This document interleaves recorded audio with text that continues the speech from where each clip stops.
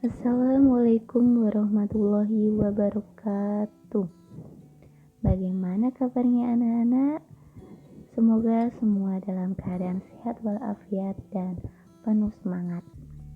Nah, sebelum kita memulai pembelajaran kali ini, jangan lupa untuk berdoa terlebih dahulu ya. Nah, kalau sudah, mari kita langsung saja. Hari ini kita akan membahas tentang persebaran flora dan fauna di Indonesia. Nah, materi ini dapat kalian jumpai pada buku paket atau buku LKS pembelajaran 3, subtema 3, tema 6, kelas 4 SD. Persebaran flora di Indonesia. Nah, sebelumnya kalian harus tahu ya, bahwa salah satu sumber daya alam adalah flora. Indonesia kaya akan keanekaragaman flora yang patut kita jaga dan lestarikan. Nah, Ibu mau tanya, apa itu flora? Flora adalah nama lain dari tanaman.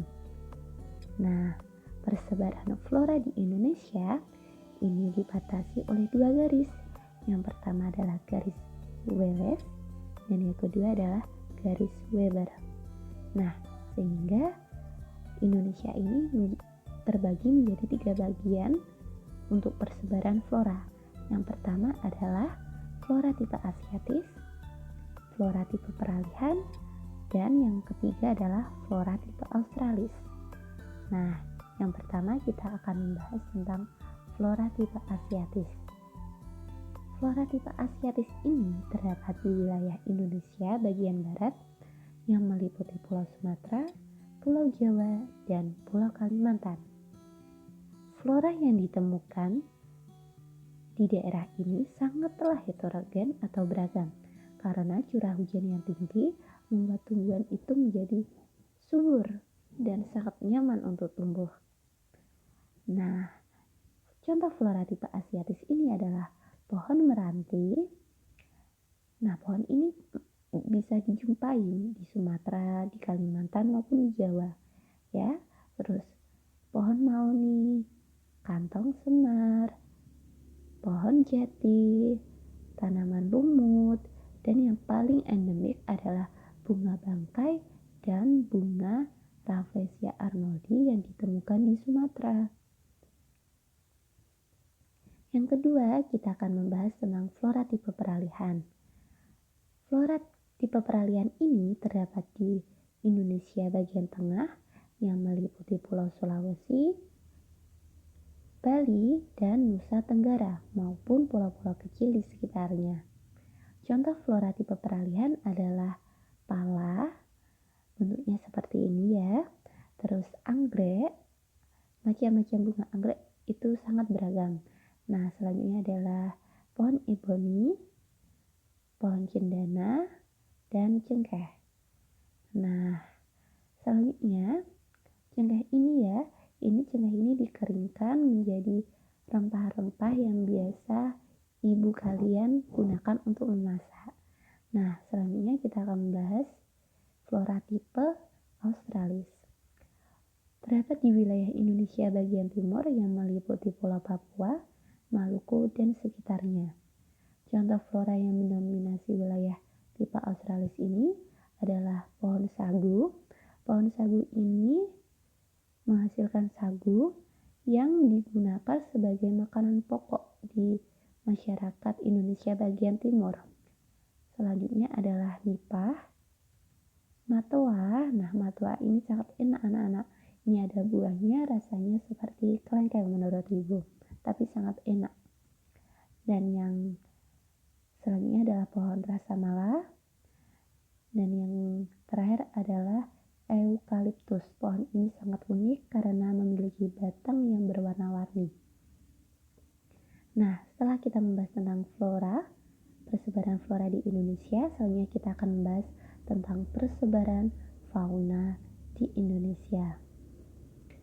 Fauna adalah nama lain dari hewan. Sedangkan tadi flora ya anak-anak. Sekarang kita fauna. Fauna adalah nama lain dari hewan. Sumber daya Alam berupa hewan terdiri atas hewan liar maupun hewan ternak. Hewan liar tinggal di hutan atau di taman nasional yang dilindungi oleh negara. Selanjutnya adalah hewan ternak yang pastinya hewan ini dapat dipelihara atau diternakkan.